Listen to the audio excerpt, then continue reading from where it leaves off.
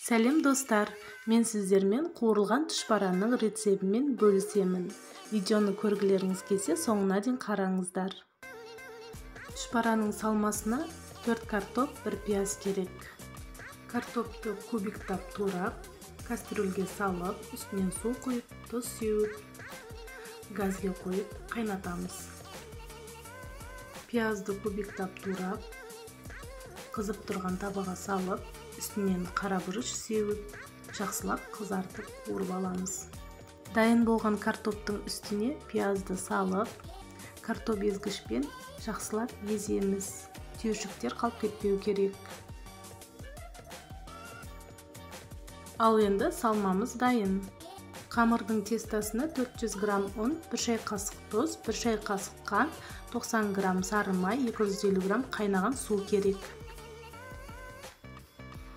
Алдымен ұнымызды електен өткізіп алдық. Оның ішіне бірінші тұз, одан кейін қантты салып, жақсылап араластырамыз.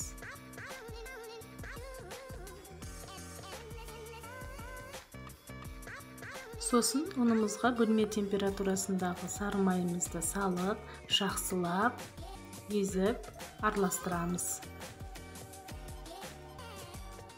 Қамырымызды жақсылап араластырып болған соң, жылы суымызды құйып, қамырымызды жақсылап илейміз.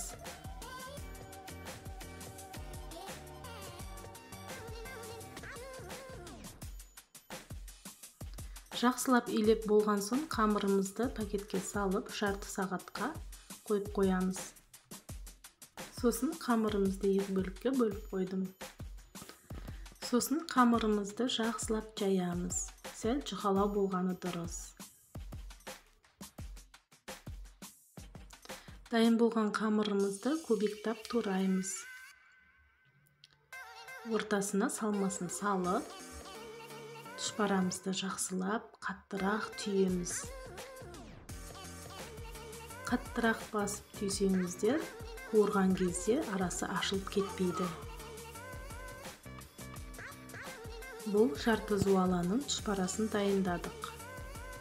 Дайын болған түшпарамызды қызып тұрған майға салып, жақсылап қызартып қуырып аламыз.